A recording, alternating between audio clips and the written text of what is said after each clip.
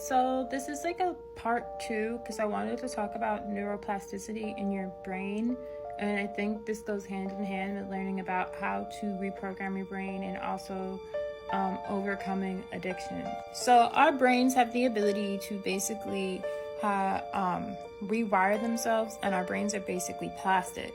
Neuroplasticity is also known as neural plasticity or brain plasticity.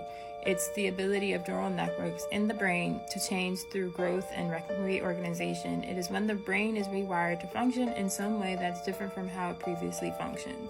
Now, when you're a kid, you have so many neural pathways and neurons firing all at once.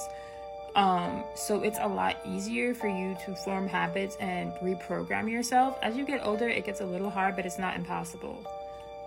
That's why when you are a kid, you're literally like a sponge. You're taking in everything and your brain is forming its habits. So that's why it's imperative that you feed your kid with good information and you're telling your kids good things, because when you're not doing that, they end up growing up and they end up taking the stuff that they learned from when they're a kid, and that's ends up becoming how their lives are shaped out of. It's from what you are teaching them from the ages of 0 to 7. So it's imperative that you're telling your kids good things and helping them improve their brains and their brain activity, because what you tell them, they are absorbing, and it's going to affect them at some point in time, whether it's good or bad. But these are neurons above here, and you have your primary pathways, your secondary pathway, and then your terminated pathway.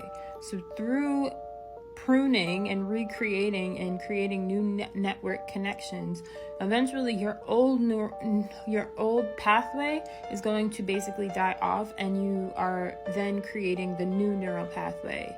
You have your axons, your dendrites, your synapses, and all of that, and you're forming a new neural connection to help you create new neural pathways. But your brain also has to be balanced, and you also have to have a healthy brain, because if you don't have a healthy brain, it's going to be really difficult. So you have to change your behaviors and change your patterns, and it's not going to be easy, but through support and through therapy and other forms of healing, you can overcome anything, and nothing is impossible. But this just goes to show you that you can do something about it.